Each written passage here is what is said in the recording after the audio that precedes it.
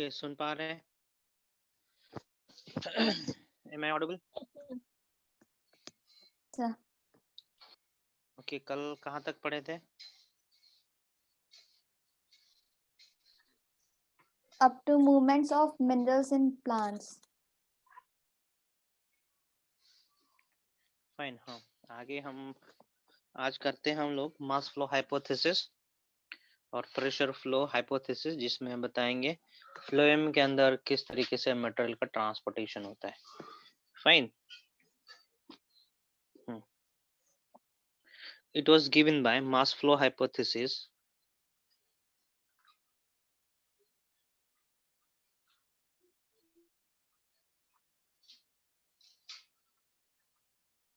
was given by Ernst Munch.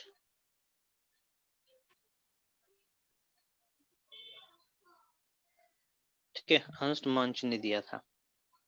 Okay, mass flow hypothesis basically deal करता है कि कैसे ऑर्गेनिक मटेरियल्स का, फूड मटेरियल्स का मूवमेंट होता है from source to sink. This hypothesis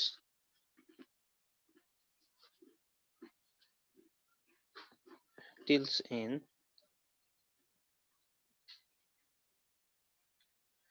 the movement of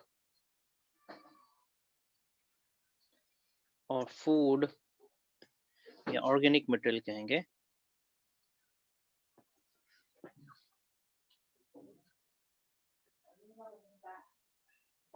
from source to sink, है ना। सोर्स से सिंक तक कैसे मटेरियल की मूवमेंट होती है, उन सभी चीजों को इसके अंदर एक्सप्लेन करा गया है। फाइन। सो चलिए, यहाँ पे हम दो शब्द यूज कर रखे हैं, उसके बारे में बता दें। What is source and sink, है ना। Source is that region where the organic material is present. या तो वहां पे सिंथेसिस हो रहा होगा या फिर स्टोर्ड होगा। Fine.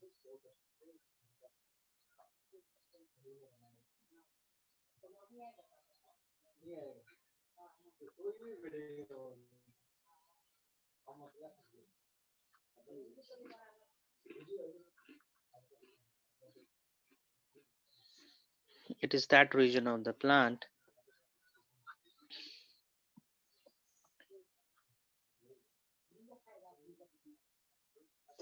which has the food। ठीक ना, फूड मटेरियल। ये फूड मटेरियल या तो बन के आया होगा या फिर स्टोर्ड होगा। ठीक है। The food material is either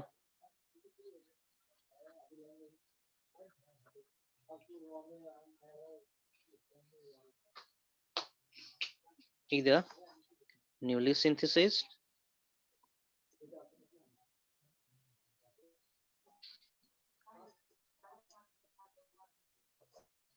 और स्टोर्ड, इसको सोर्स कहेंगे। तो हम यहाँ पे कुछ एग्जांपल दे रहे हैं सोर्स के। एग्जांपल ऑफ सोर्स, ना, ग्रीन लीफ। फाइन।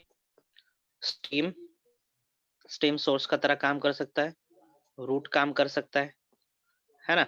ये सब सोर्स की तरह काम करेंगे। नाउ सिंक क्या होगा? ठीक है, सिंक वो रीजन होगा जहाँ पे इन सभी भोजनों का इस्तेमाल होगा, है ना। सिंक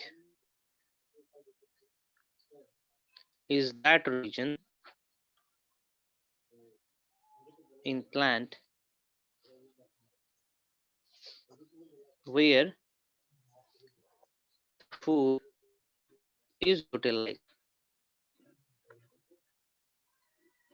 है ना। जहाँ पे भोजन की यूटिलाइजेशन होनी होगी उसको हम लोग सिंक कहेंगे। Let me give you some examples of sink area in the plant.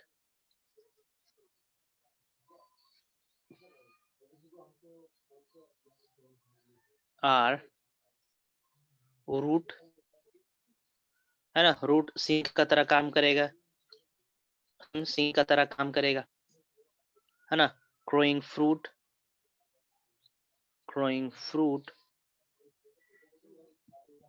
developing seed,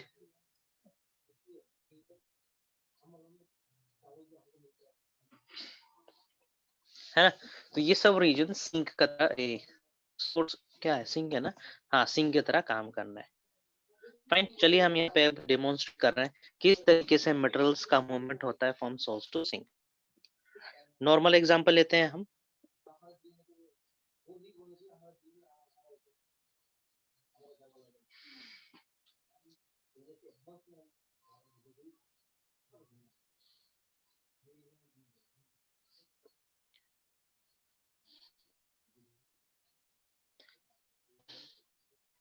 एक हाइपोथेटिकल डायग्राम हम बना रहे हैं पौधे का।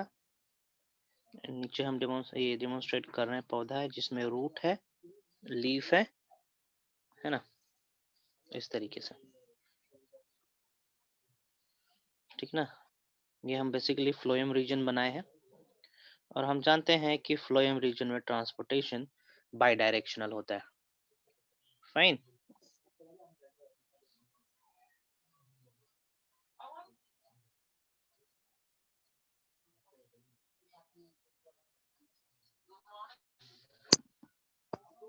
फाइन। अब मान के चलिए इस पौधे के अंदर फूड मटेरियल की सिंथेसिस हुई,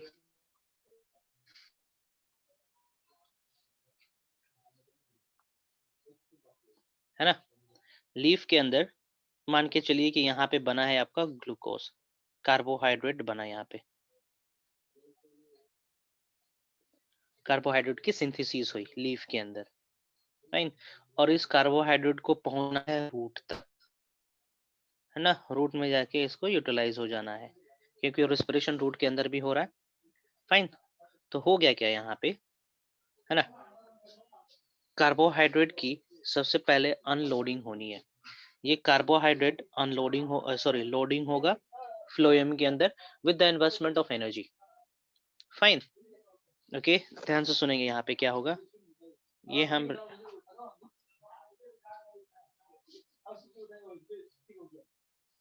phloem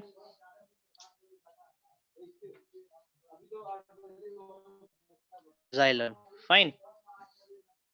So for example these are food materials, okay. Food materials यहाँ पे होगा सुक्रोज, ओके, ये सुक्रोज है।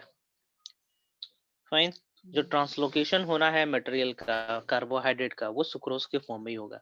सुक्रोज के फॉर्म में इसलिए होगा because sucrose is non reactive sugar, okay, ये नॉन रिड्यूसिंग शुगर है, इसलिए कार्बोहाइड्रेट का ट्रांसपोर्टेशन हमेशा प्लांट के अंदर सुक्रोज के फॉर्म में ही होगा। फाइन, तो होना क्या है, सुक्रोज की लोडिंग होनी है यहाँ पे, सुक्रोज की लोडिंग होगी। This process is called loading, loading of sucrose,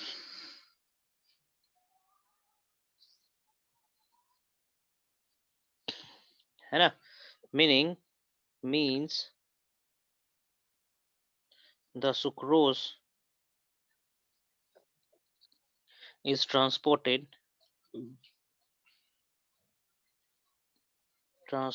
to phloem actively, है ना। इसको हम लोग कहेंगे लोडिंग। फाइन, और ये एक्टिव प्रोसेस होता है, means there is a requirement of ATP. Fine, what happens if some material get embedded in or get transported in phloem, है ना, इसकी ऑस्मोटिक प्रेशर बढ़ेगी। ऑस्मोटिक प्रेशर बढ़ने से क्या होगा, पानी लेने की टेंडेंसी बढ़ेगी। So it drains water from the neighbouring pipeline that is xylem. So xylem से क्या होगा, पानी का ट्रांसपोर्टेशन हो जाएगा फ्लोएम के अंदर, है ना।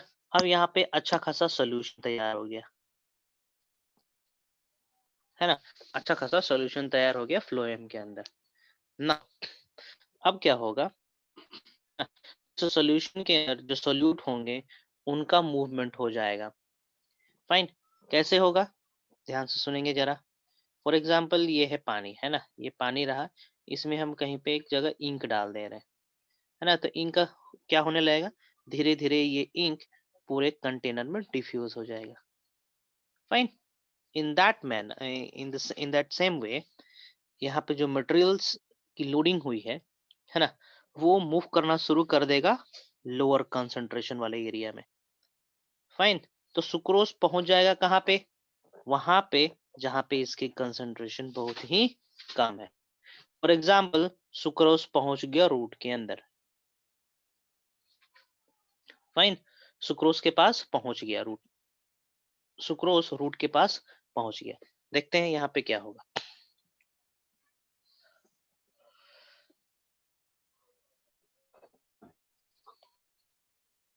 ये फ्लोएम है, फ्लोएम के अगल बगल अलग टिश्यूज होंगे, एम्बियम होगा, फाइन, कॉर्टिसोल है। ओके, तो इनके पास ट्रांसपोर्ट हो जाना है सुक्रोज का। फाइन। हियर क्या, यहाँ पे क्या होना है, the sucrose will transport into the neighbouring tissue, और इस प्रोसेस को हम लोग कहेंगे अनलोडिंग। अनलोडिंग, ठीक है। It is the transfer of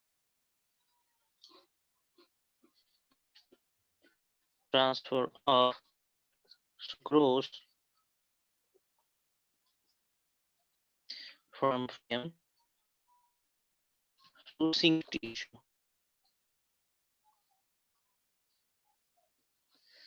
हम लोग कहेंगे अनलोडिंग, ठीक है। तो यहाँ पे अनलोडिंग हो गया है, अनलोडिंग ऑल्सो है process, is also an active process।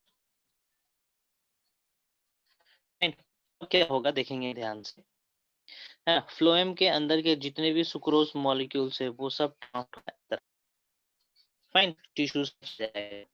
अब यहाँ का वाटर पोटेंशियल जाएगा, ये वाटर दोबारा वापस हो जाएंगे ज़िला के अंदर, ये वाटर रिटर्न के अंदर ना ऑस्मोसिस। तो ये इस प्रकार के मूवमेंट होता है मटेरियल्स का डायरेक्शन, भी होगा शूट के पास भी होगा, फाइन, डायरेक्शनल होगा। ये मान के सीजन आ गया, यहाँ पे सारे पत्ते झड़ चुके हैं, देखिए सारे पत्ते झड़ चुके हैं, है ना। तो उस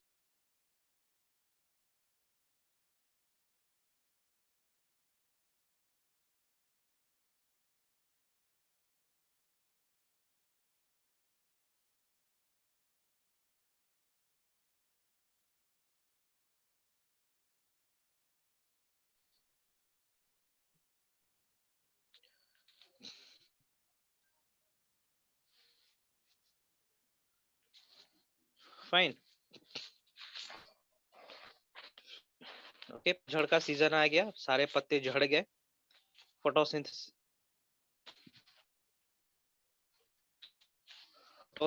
करने वाला कोई वस्तु है नहीं पेड़ के पास, उसको तो सरवाइव करना है अभी भी। तो वो सरवाइव कैसे करे, by taking food from stored organs, है ना। ऑर्गन से फूड को ऑप्शन करेगा। तो उस समय फूड के ट्रांसपोर्टेशन है फ्रॉम रूट टू, फाइन। सो इस तरीके के फूड का मूवमेंट होते रहता है, normal condition and doing abnormal condition, ठीक है।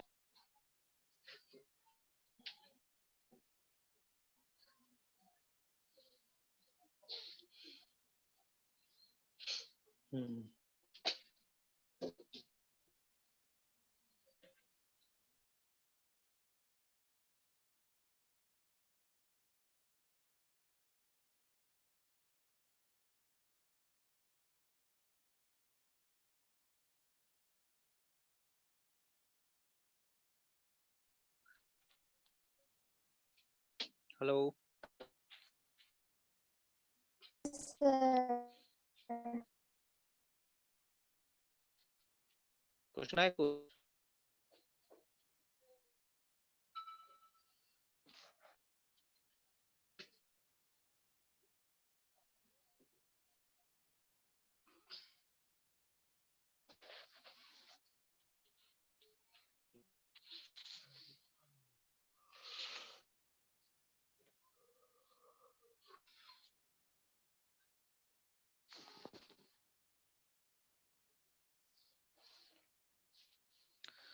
ठीक है, तो मास फ्लो हाइपोथेसिस यहीं पे खत्म होता है।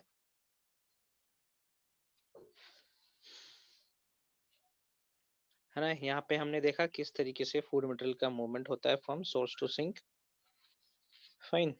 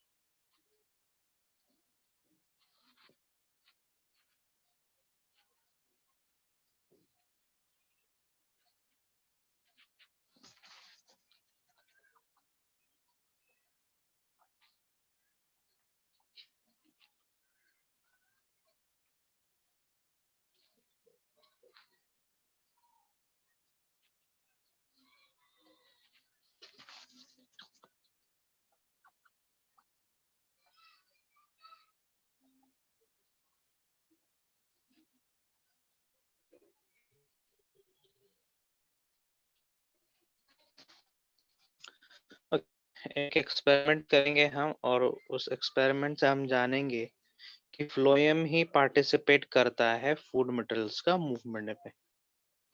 ठीक ना, कॉर्लिंग एक्सपेरिमेंट।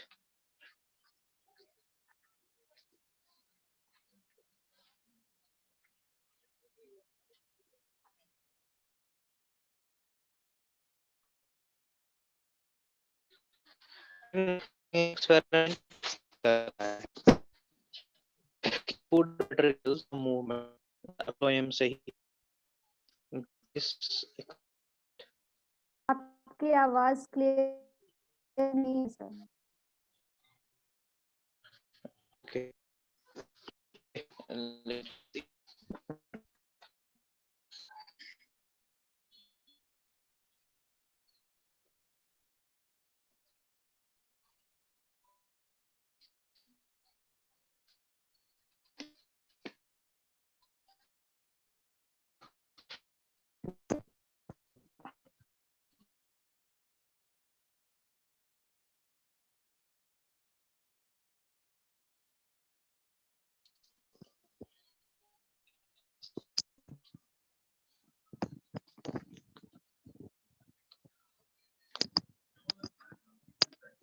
मनीष के कहीं तो एगो सिम ले लेवे खातिर जियो के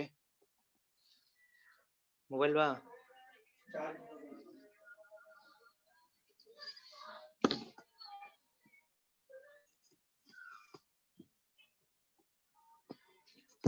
कहाँ पे सर इतना नेटवर्क इशू हो रहा है?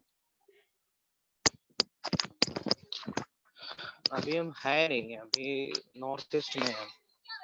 ठीक है, रुको, हम जा रहे कुछ उपाय लगाने।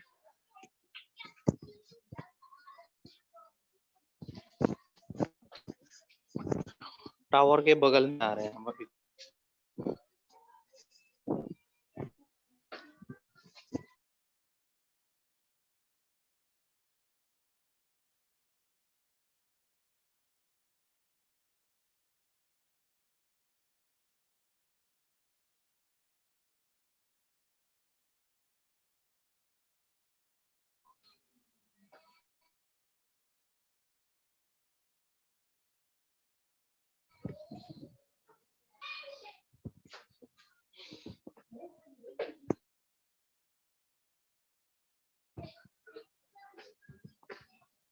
हेलो,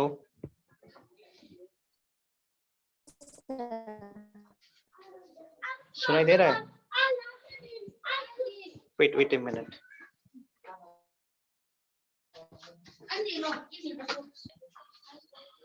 रुकेंगे, 1 मिनट रुकेंगे।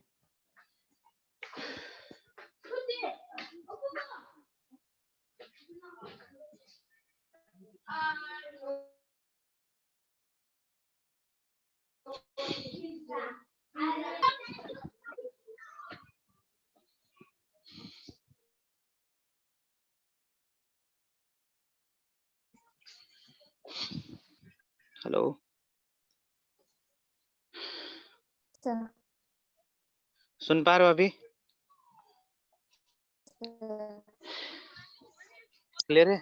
कुछ सुनाई दे रहा है अभी? Yes, sir. Okay, fine fine.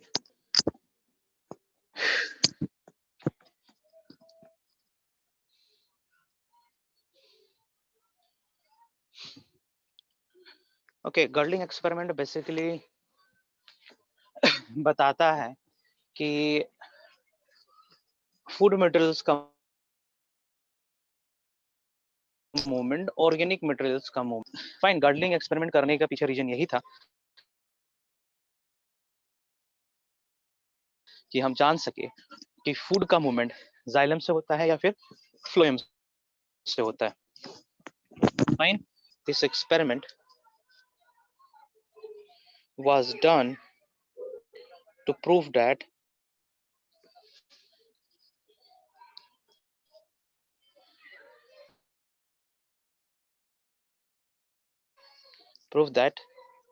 the movement of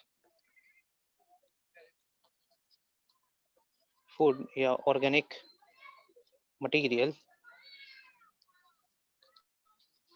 occurs by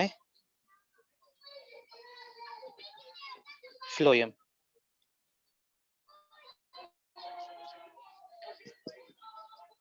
ठीक है, और इसको करा था माल्फिगी ने।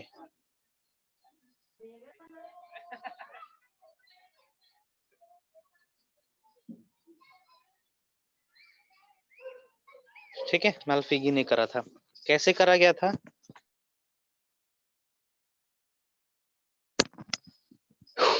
उन्होंने एक प्लांट लिया है ना, डाइकोट प्लांट लिया,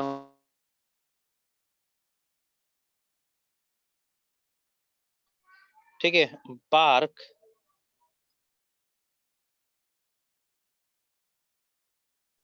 इज रिमूव्ड, है ना, बार्क को हटा दिया गया यहाँ से। तो जब बार्क को हटाएंगे तो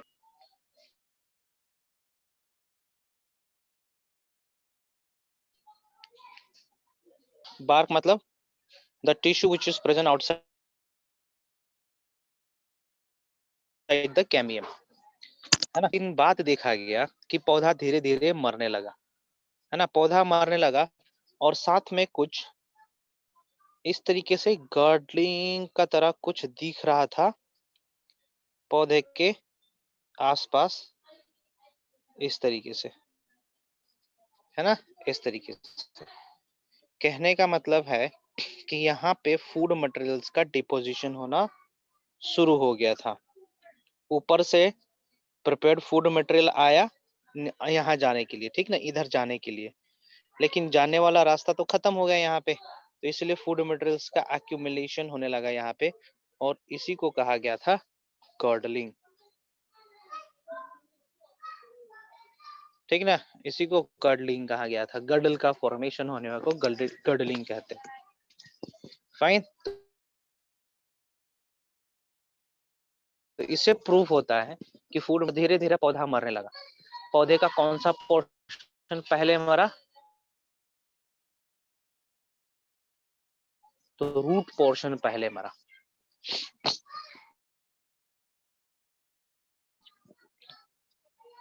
On removal of bark of the plant, it was observed that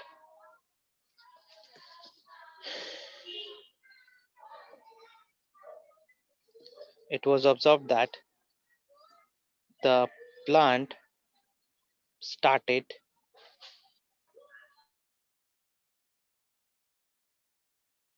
to die, है ना, and the root portion died first। है ना, जड़ पहले मरा, आउट ऑफ हंगर,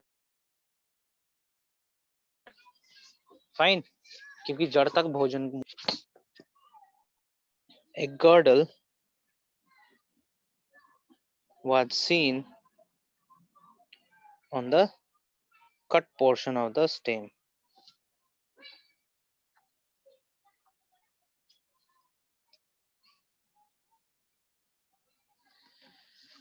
फाइन, खत्म होता है गार्डलिंग एक्सपेरिमेंट भी यहाँ पे। अब बताओगे, ये चैप्टर यहाँ पे खत्म होता है। नाउ टेल मी, कौन सा चैप्टर स्टडी करना चाहेंगे अभी आप लोग?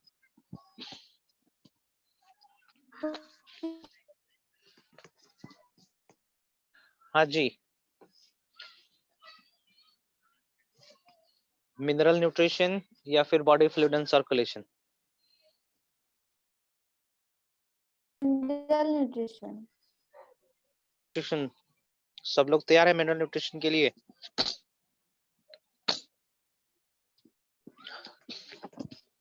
ठीक है,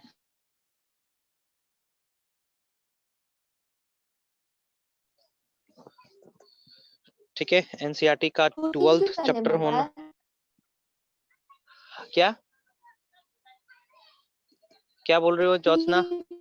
पहले क्यों मरता है? गार्डलिंग क्यों बनता है, क्या पूछ रही हो?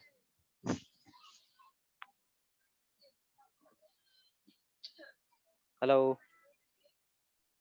वो गर्डलिंग की वजह से रूट सबसे पहले क्यों मरता है? गार्डलिंग के वजह से, टाइप करके बताएंगे सारा जरा क्वेश्चन।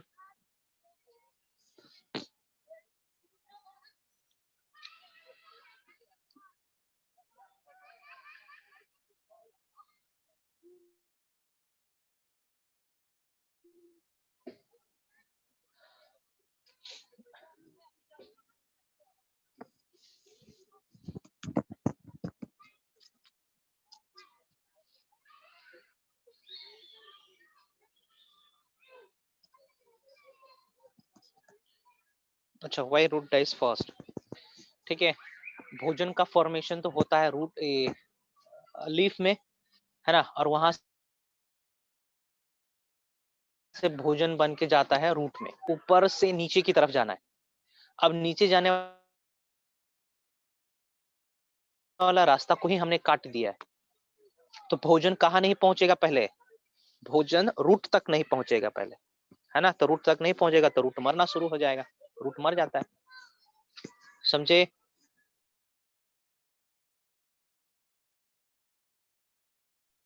ज्योत्सना, मतलब होगा ना पहले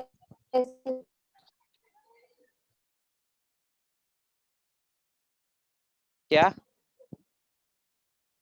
धीरे धीरे बोलेंगे, जरा धीरे धीरे बोलेंगे।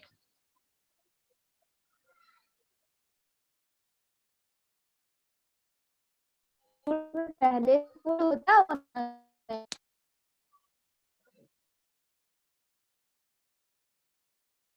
अरे हम एक्सपेरिमेंट कर रहे हैं ना, हम एक्सपेरिमेंट, अच्छा पहले से होता है, फाइन, रूट के पास पहले से फूड था, तो पूरा का पूरा फूड यूटिलाइज हो गया, और अब क्या, जितना फूड उसके पास था वो तो यूटिलाइज हो गया, और अब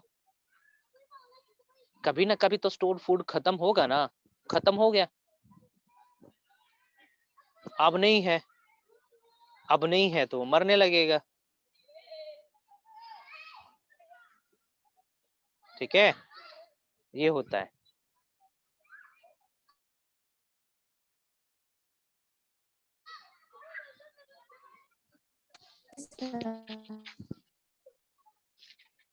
ना।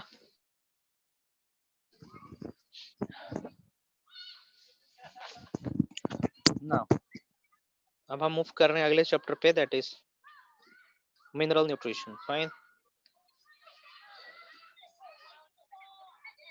11 12 mineral nutrition, fine.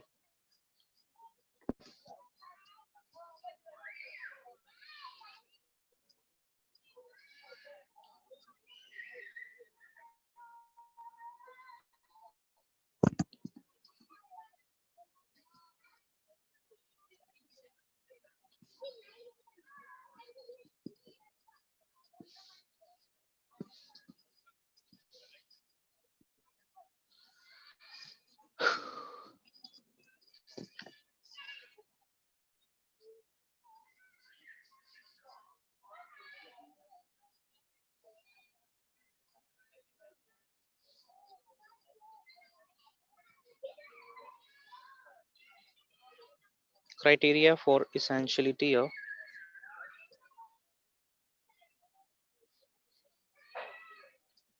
of minerals. Fine. So यदि मैं बोलूंगा मिनरल न्यूट्रिशन, फाइन, तो इसे आपको समझना होगा कि it is simply study of the study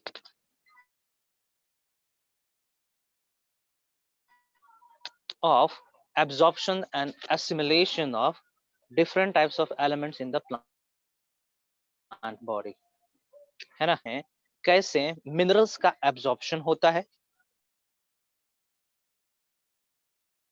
fine, और उनका एसिमिलेशन कैसे होता है, उनका यूजेस कहाँ कहाँ पर है, फाइन, इसी को हम लोग कहते हैं mineral nutrition, fine, assimilation and absorption of elements in the plant body.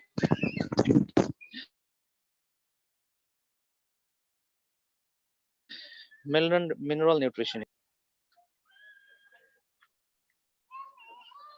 Mineral nutrition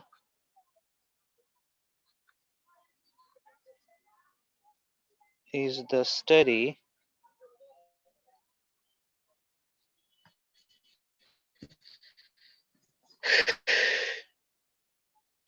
of absorption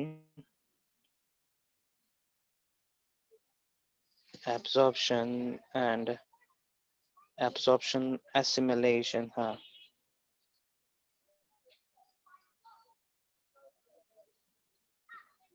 assimilation of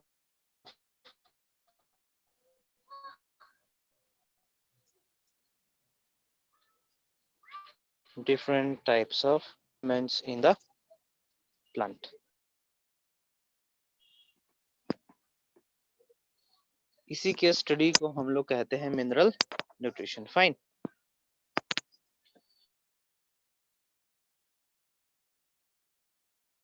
okay, अब तक हमने ज्यादा अकॉर्डिंग टू केमिस्ट्री आप लोगों ने पढ़ा होगा 118 एलिमेंट हमने डिस्कवर कर चुका है, फाइन। जो एनसीईआरटी में डाटा मेंशन है मैं वही बता रहा हूँ, ठीक है। Till now we have discovered something around 105 elements, है ना। इसमें से 60% element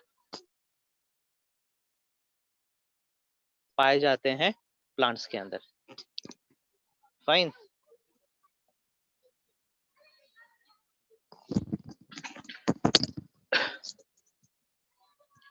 Around 105 elements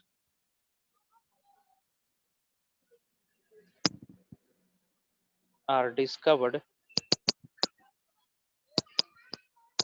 out of which more than 60 elements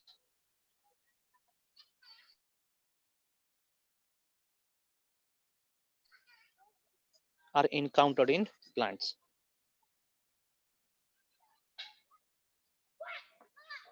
है ना। 60 एलिमेंट्स को इनकाउंटर करा गया है प्लांट्स के अंदर, फाइन।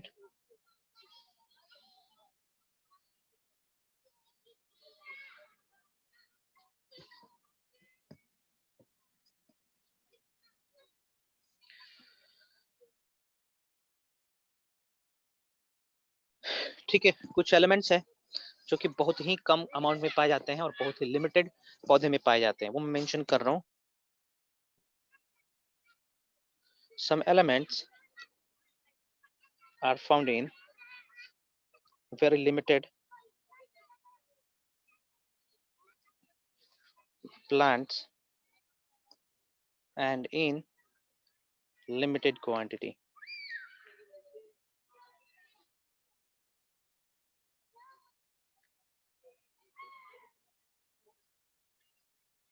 फाइन, जैसे कि मेंशन कर रहा हूँ सिलीनियम, जैसे कि सिलीनियम, ये क्वेश्चन आता है यहाँ पे, यहाँ से, ठीक ना।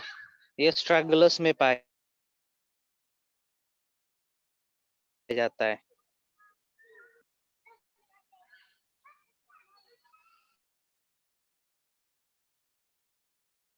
फाइन। गोल्ड बहुत ही कम माइन्यूट कंसंट्रेशन में पाया जाता है and it is found in फेसिलिया।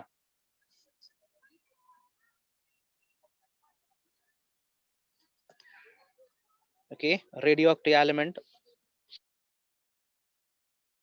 Strontium, ध्यान देंगे strontium is a radioactive element.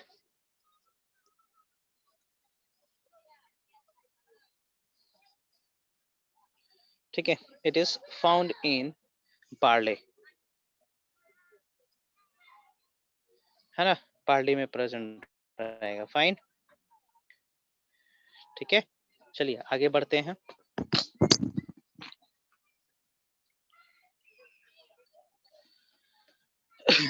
जो एलिमेंट्स प्लांट को चाहिए, है ना, जो एलिमेंट्स प्लांट्स को चाहिए होते हैं उसको हम लोग कहते हैं इसेंशियल एलिमेंट्स। फाइन, ओके, तो हम किस बेसिस पे कहते हैं कि पौधे के लिए एक एलिमेंट इसेंशियल है?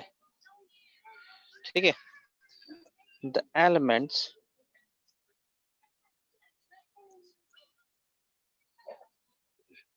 required by the plants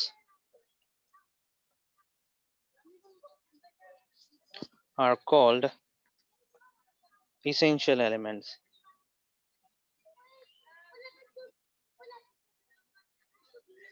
है ना।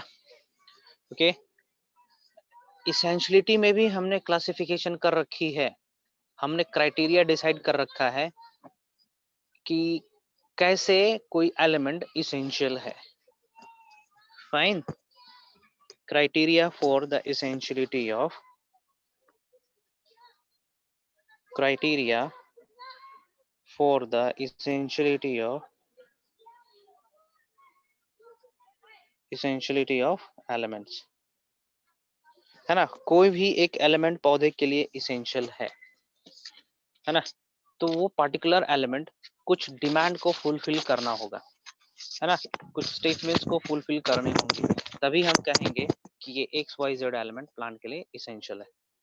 ठीक ना। सबसे पहला पॉइंट, इसेंशियल होने के लिए क्या क्राइटेरिया होना चाहिए, क्या कैपेसिटी होना चाहिए, क्या प्रॉपर्टी होना चाहिए, क्या उसका औकात होना चाहिए, मोटा मोटी समझेंगे, ठीक है ना, लेमन भाषा में, है ना।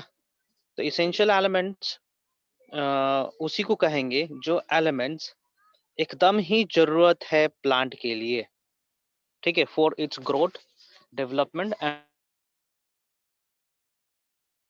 रिप्रोडक्शन। ठीक है,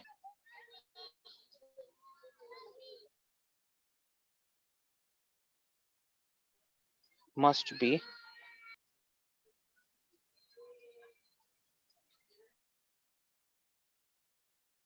necessary for the growth,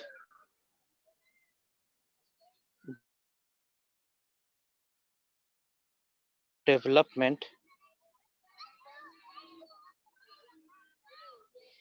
reproduction of,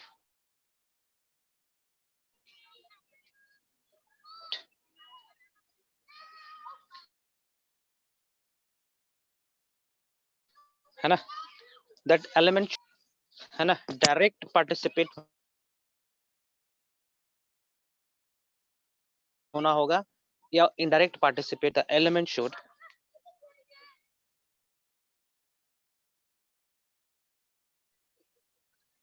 should have direct or indirect role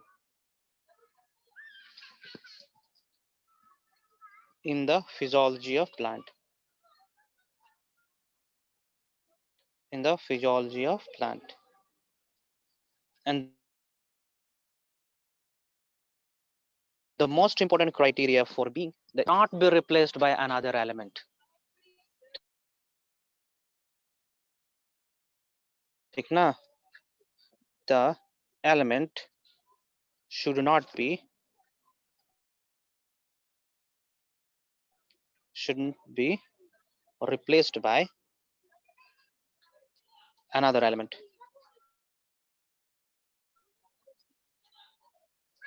है ना, रिप्लेसेबल नहीं होना चाहिए, है ना। यदि वो पर्टिकुलर एलिमेंट कि नहीं मिल रहा है पौधे को, तो पौधे को मर जाना चाहिए, पौधे को डिजीज से सफर करना चाहिए, है ना। प्लांट शुड सफर, मस्ट सफर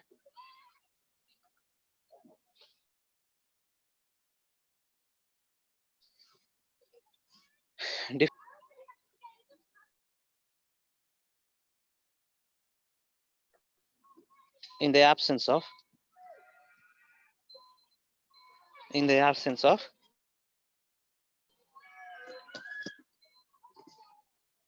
मतलब बीमार पड़ना चाहिए। यदि इसेंशियल एलिमेंट नहीं मिल रहा है पौधे को, तो पौधे को बीमार पड़ जाना चाहिए। फाइन, तो ये सब क्राइटेरिया हो गया इसेंशियलिटी के लिए। नाउ ठीक है, अब देखते हैं इसेंशियल एलिमेंट्स की classification of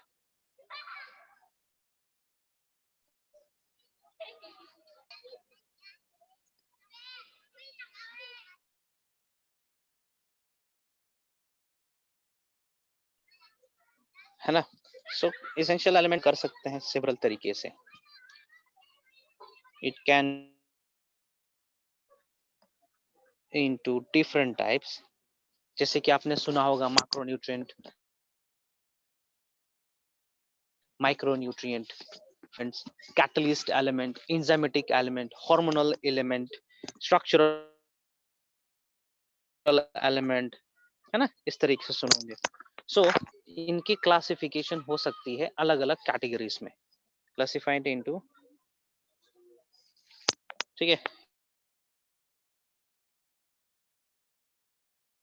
it can be classified with respect to several ACVERL basis, है ना। जैसे कि आप हो, ठीक है ना, जैसे कि आप एक स्टूडेंट हो, आप एक ह्यूमन बीइंग हो, तो आपकी क्लासिफिकेशन बहुत सारे तरीके से हो सकता है। स्कूल लेवल पे हो सकता है, कॉलोनी लेवल पे हो सकता है, हाइट लेवल पे हो सकता है, बॉडी वेट लेवल पे हो सकता है, नॉलेज बेसिस, है कि नहीं, हो आप ही, लेकिन आपके क्लासिफिकेशन आपका आपका क्लासिफिकेशन, ओके। यदि स्कूल में बोलेंगे कि स्कूल के बेसिस पे आपको क्लासिफाई करना है, बोल देंगे कि you are the student of class 11 medical, है ना। यदि कॉलोनी लेवल पे या फिर स्टेट लेवल पे क्लासिफिकेशन करने की कोशिश करेंगे, तो बोल दिया जाएगा you are the student of Bokaro, है ना। ओके,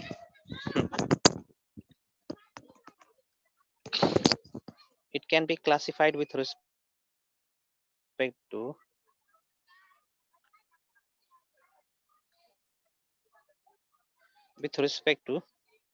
क्वांटिटी, है ना। क्वांटिटी के बेसिस पे हम लोग क्लासिफाई कर सकते हैं एलिमेंट्स को, फंक्शन के बेसिस पे,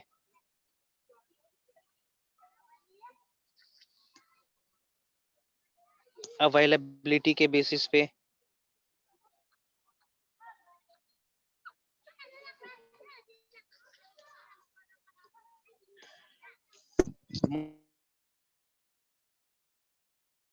मोबिलिटी के बेसिस पे, है ना। तो चलिए सबसे पहला हम लोग क्राइटेरिया सेलेक्ट करते हैं on the basis of quantity, मतलब element present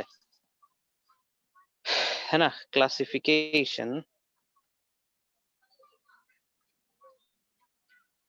of elements on the basis of quantity,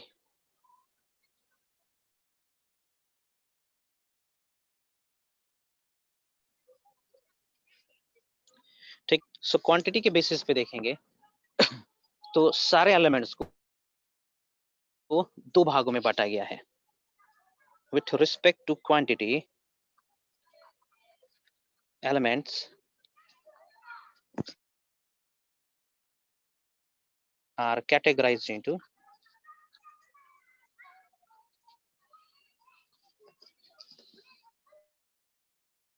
2 groups. बता सकते हो Jyotsna? Micronutrients and macronutrients. Micro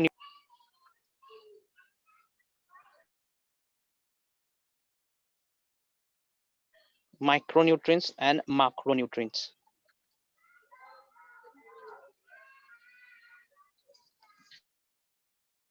है ना, micronutrients and macronutrients.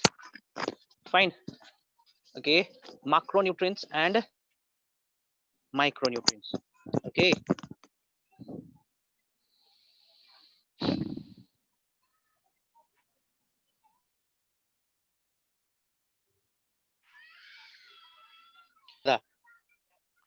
Come.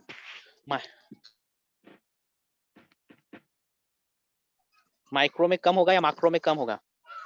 Micro में.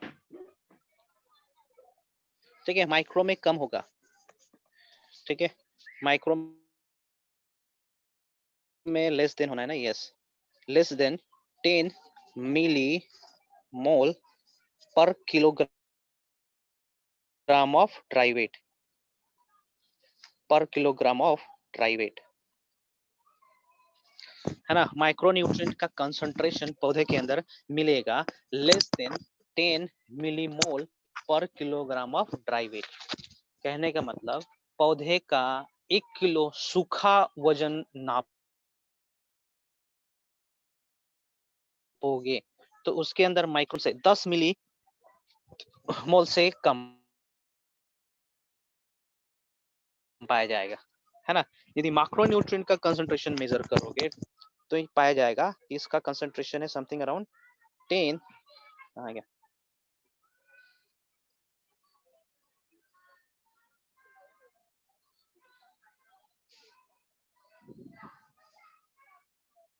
more than 10 millimole per kilogram of dry weight. Fine. This is the concentration of macronutrient. Fine. के ध्यान रखेंगे, question आता है एग्जाम में. क्वेश्चन आता है what is the micronutrient.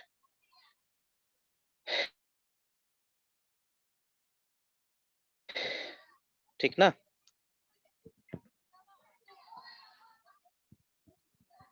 Okay, आगे बढ़े. Yes.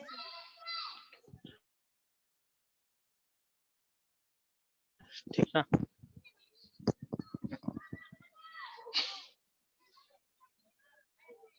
With respect to quantity, 17 elements are present, PREACNT, present in plant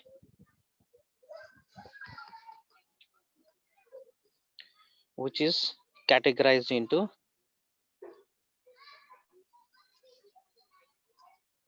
macronutrient and micronutrient. Fine. So macronutrient मैं यहाँ पे लिख रहा हूँ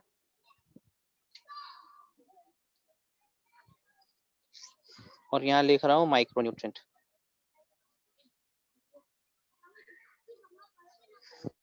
ठीक ना. ये 17 में से 9 होते हैं 9 होते हैं macronutrient. Fine. 9 are macronutrient. बचा कितना? 8 होते हैं micronutrient. Micronutrient are also known as stress element. ठीक है, it is named as stress because it is required by the plant in very minute concentration. Fine, इसलिए इसको trace element भी कहा जाता है.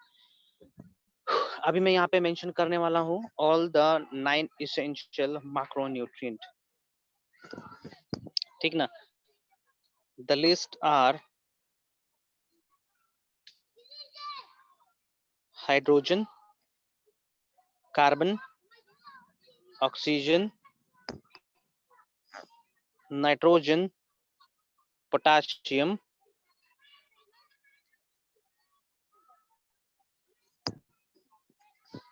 कैल्शियम,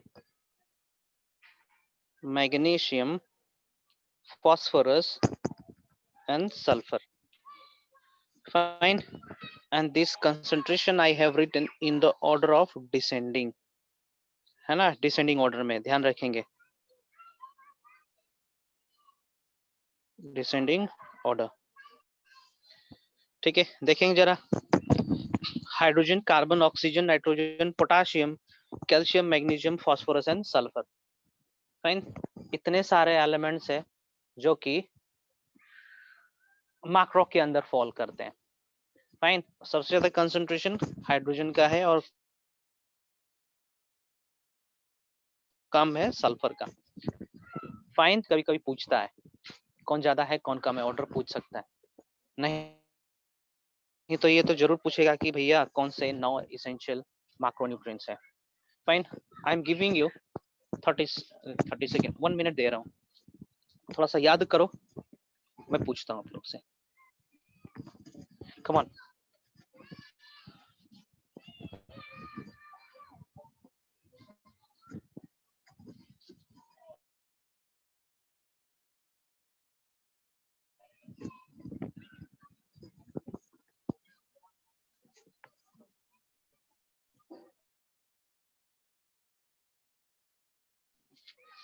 जिसका हो जाएगा 1 मिनट से पहले वो बता सकता है.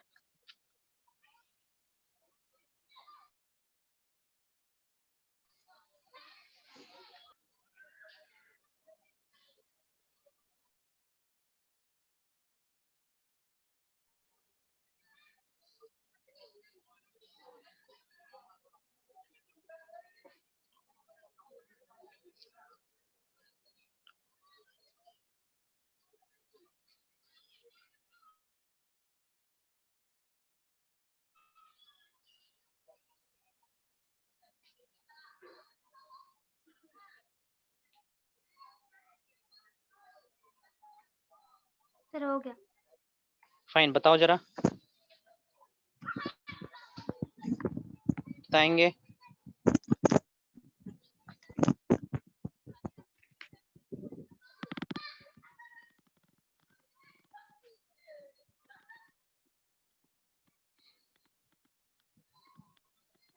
Come on, tell me.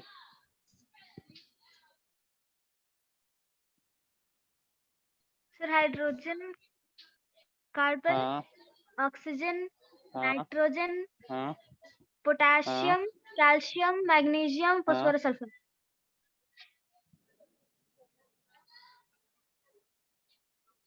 ठीक है, निमोनिक्स हम दे रहे हैं यहाँ पे. High court of Nagaland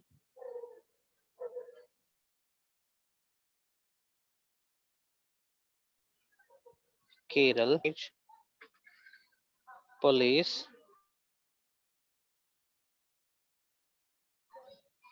services, है ना. ये निमोनिक है याद करने के लिए.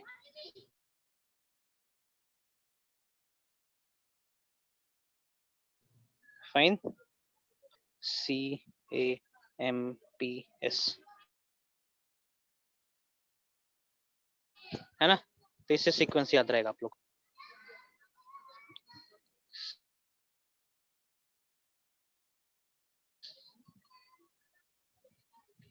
फाइन. अब यहाँ पे आते हैं लिस्ट आर. अब यहाँ पे हम लिस्ट दे रहे हैं किसका, माइक्रोन्यूट्रिएंट का. फाइन. बाग में जिंदा कोबरा नहीं मिला,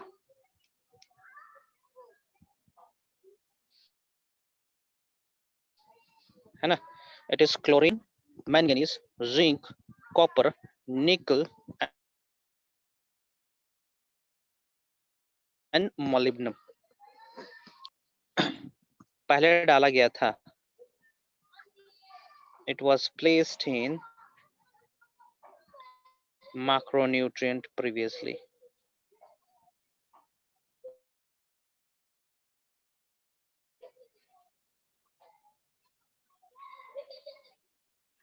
है ना, पहले इसको माइक्रोन्यूट्रिएंट के अंदर डाला गया था. And nickel is the last discovered micronutrient. It is the last discovered till now, okay, micronutrient. Find खत्म होता है, आगे बढ़ते हैं. दोनों में डिफरेंस हम कर दे रहे हैं, मैक्रो और माइक्रो में. हाँ, इसका निमोनिक्स क्या हो जाएगा?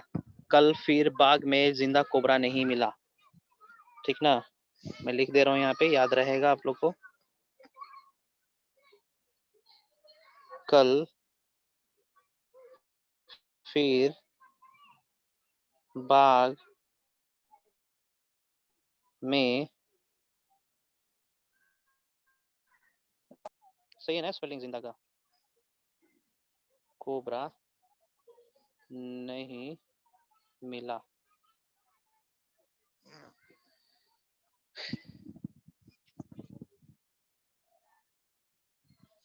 चलिए, इसेंशियल जो मैक्रो एलिमेंट्स है वो ज्यादा कंसंट्रेशन में चाहिए होता है पौधे को. फाइन, याद रखेंगे.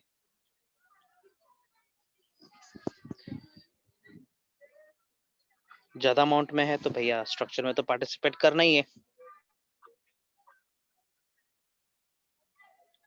प्लांट स्ट्रक्चर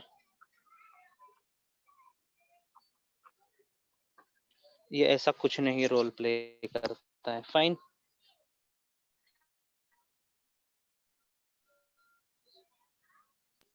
ठीक ना, यहाँ पे it has primary role in activation of enzyme.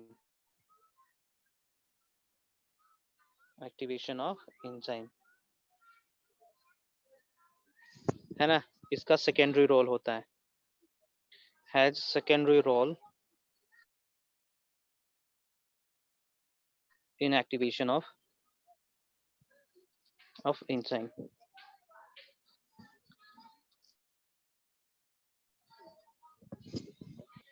ये ऑस्मोटिक पोटेंशियल को, सॉरी ऑस्मोटिक प्रेशर को मेंटेन करता है.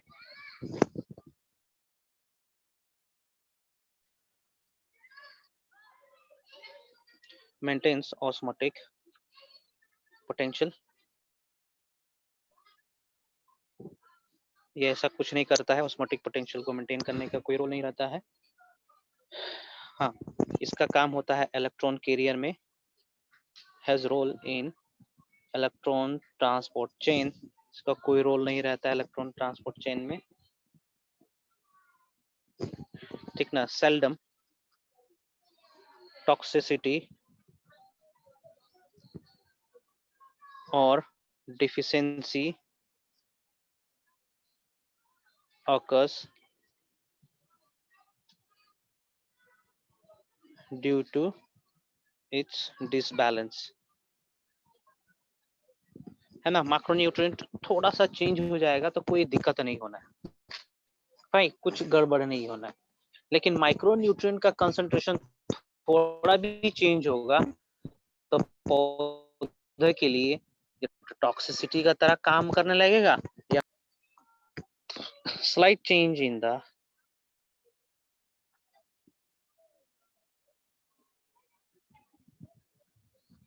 in the concentration of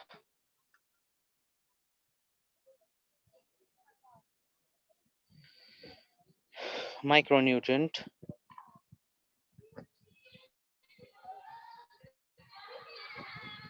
slight change in the concentration of micronutrient slight change in the concentration of micronutrient leads to toxicity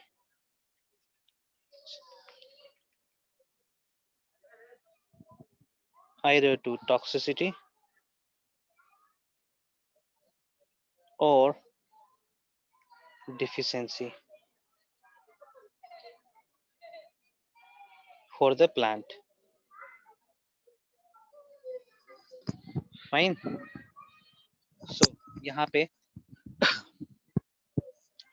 classification खत्म होता है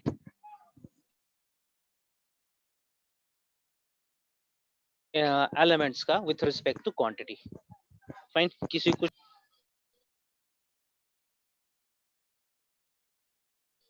is there anyone who has some doubt on this? Now I'm doing classification with respect to function, है ना. essential elements के functions के basis पे classification होना, है ना. तो पहला फंक्शन में देख रहा हूँ स्ट्रक्चर का. ठीक है. Structural elements.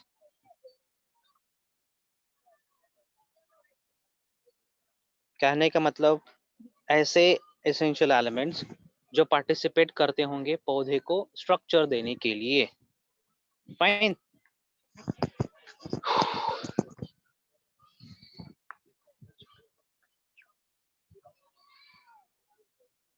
The four major components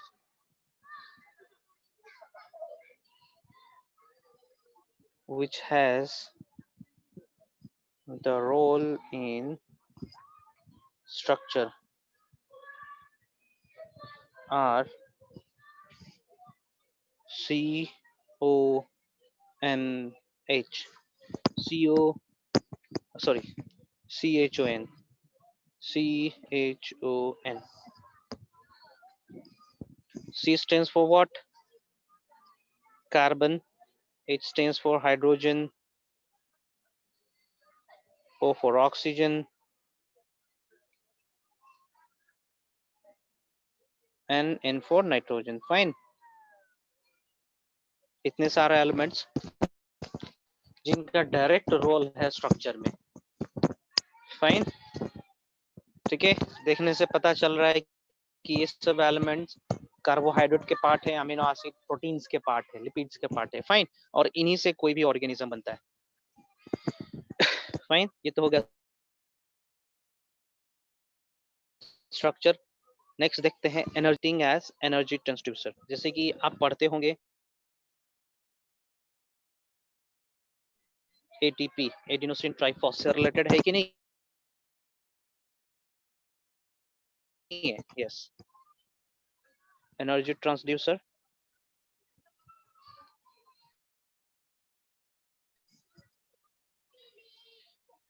ठीक है. एग्जांपल दे रहा हूं. Magnesium 2 positive ion has role in chlorophyll. Chlorophyll की तरह स्टार्च बन के चलते कार्बोहाइड्रेट बनेगा और कार्बोहाइड्रेट अल्टीमेटली एनर्जी बनाएगा. ATP.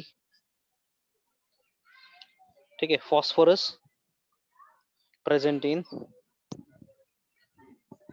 Adenosine triphosphate, energy currency of the living system. Fine. तीसरा क्राइटेरिया देख रहा हूं मैं कैटालिटिक एक्टिविटी. कुछ एलिमेंट्स होते हैं जो कैटालिटिक एक्टिविटी करते हैं, इसके बारे में बता रहा हूं.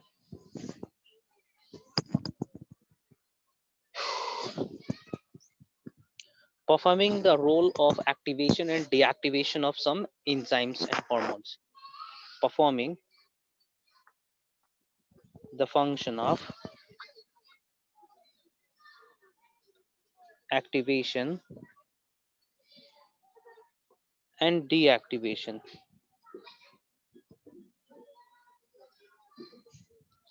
of some enzymes.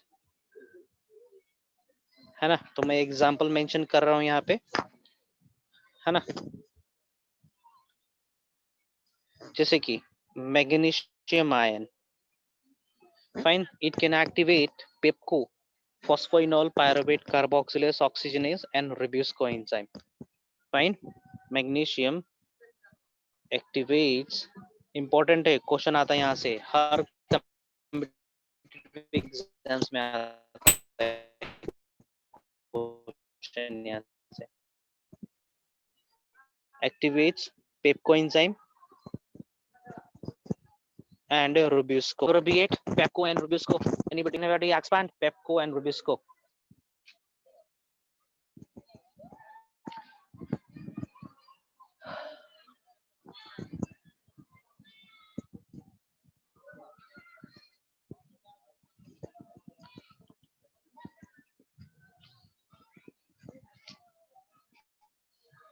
Jyotsna,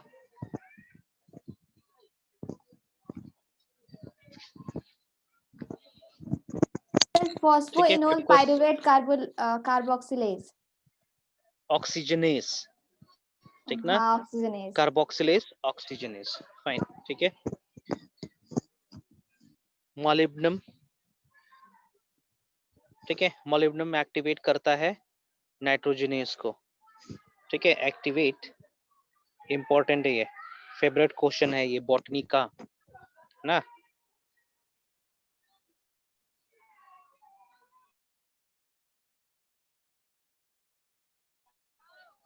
favourite question में से, ठीक ना. अल्कोहल में आएगा कहीं पे. Yes, it activates alcohol dehydrogenase. Dehydro, sir MO full form. हाँ किसका? Molybdenum. Molybdenum, MOLYBDNUM, molybdenum. Thank you sir. Okay, आप लोग सवाल करो यार, अच्छा लगता है. ऐसा लगता है कि सब लोग जीवित है, कोविड के बावजूद भी सब लोग जीवित है ना. So keep on asking something, है ना. Very good. नेक्स्ट देखते हैं, ऑन द बेसिस ऑफ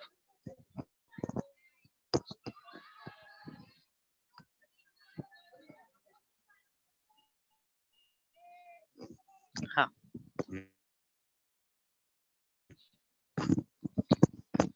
वो एलिमेंट जो ऑस्मोलारिटी, ऑस्मोटिक पोटेंशियल को मेंटेन करता है, required for raising Alcohol dehydrogenase fermentation में वर्क करता है ना? OSMOTIC, osmotic. हाँ जी, क्या बोल रहे हो? Alcohol dehydrogenase fermentation में वर्क करता है ना? हाँ हाँ हाँ.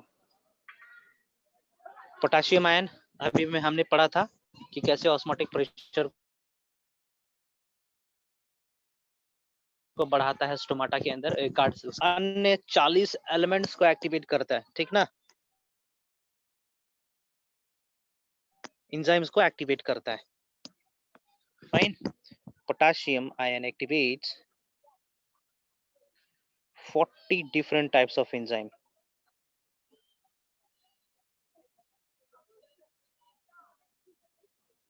वेरी गुड, है ना. चलिए, ये हो गया. यहीं तक रहने दे या फिर आगे और भी करें? अभी अवेलेबिलिटी बाकी है. फाइन. कहाँ पर प्रेजेंट है? मोबिलिटी बाकी है. शैल आई लीव हियर?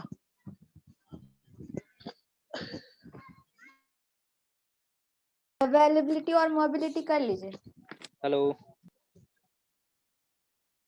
ठीक. मोबिलिटी अभी टाइम लंबा चौड़ा है. Fine. On the basis of availability, ठीक ना. तीसरा क्राइटेरिया है classification of elements on the basis of,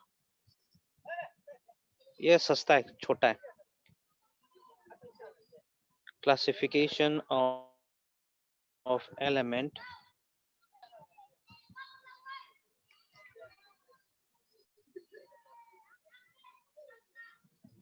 ठीक है. अवेलेबिलिटी कहने का मतलब कहाँ पर अवेलेबल है? सोइल में है, पानी में है, या फिर हवा में?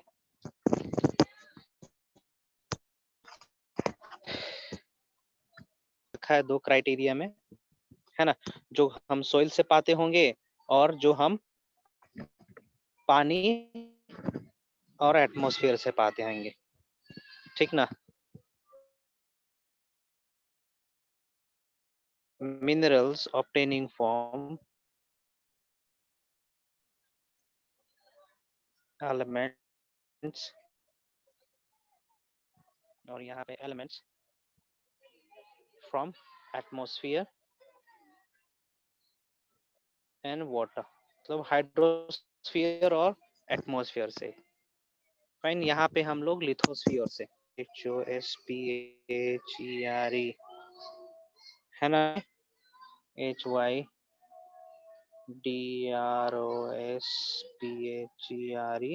और एटमॉस्फेयर से। फाइन,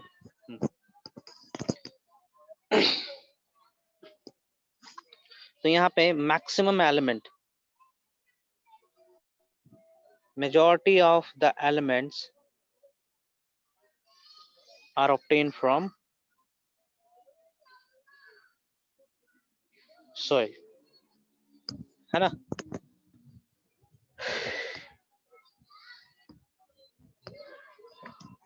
ठीक है, इसको हम लोग मिनरल एलिमेंट्स कहते हैं एंड आर नोन एज, ध्यान से मिनरल एलिमेंट कहेंगे,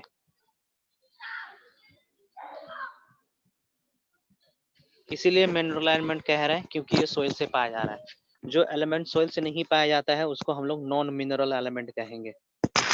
द एलिमेंट्स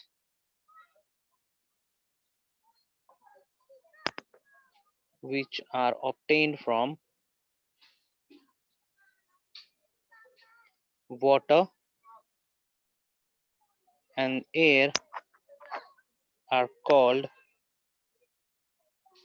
non-mineral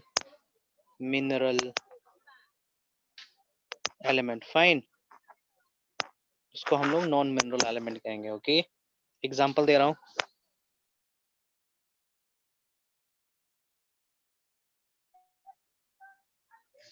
कहां से?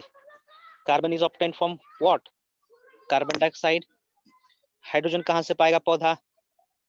From water. ऑक्सीजन कहां से पाएगा पौधा? ठीक ना, पानी से। ठीक ना, ये भी पानी से पाएगा।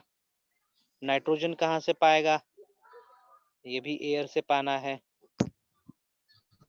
ठीक है, ध्यान देंगे यहाँ पे नाइट्रोजन इसेंशियल और नॉन इसेंशियल दोनों, मिनरल एलिमेंट और नॉन मिनरल एलिमेंट दोनों के अंदर आता है ना। Nitrogen is also obtained from soil, है ना। तो ये मिनरल एलिमेंट और नॉन मिनरल एलिमेंट दोनों की तरह काम करता है। Fine, nitrogen act is both fine mineral element and non mineral element. ठीक है, तो इसको हम लोग पार्शियल मिनरल एलिमेंट कह सकते हैं, also known as partial mineral element. Nitrogen is also known as partial mineral element. क्यों? क्योंकि ये ज्यादातर पाया जाता है एटमॉस्फेयर से, लेकिन कुछ हद तक सोइल से भी ऑब्टेन कर लेते हैं पौधे। नाइट्रोजन फिक्स करते हैं बैक्टीरिया, है ना। So I'm stopping over here. In next class I'll deal the classification of elements on the basis of ability, है ना। कुछ एलिमेंट्स पौधे के अंदर मूव कर पाते हैं from older region to the newer region. Fine, उसके बाद सारे एलिमेंट्स जो इसेंशियल एलिमेंट्स है, जो 17 एलिमेंट्स है, उनका फंक्शन देखेंगे, है ना। उनसे भी क्वेश्चन आरटी से ही पढ़ेंगे। उसके बाद हाइड्रोपोनिक्स देखेंगे, नाइट्रोजन फिक्सेशन, चैप्टर खत्म। इसका भी नोट्स मेरे प्रीवियस स्टूडेंट्स का यदि होता तो मैं आप लोग को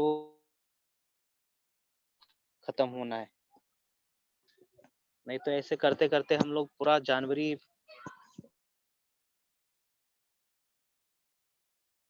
खींच लेंगे, है ना। Will meet in the next class.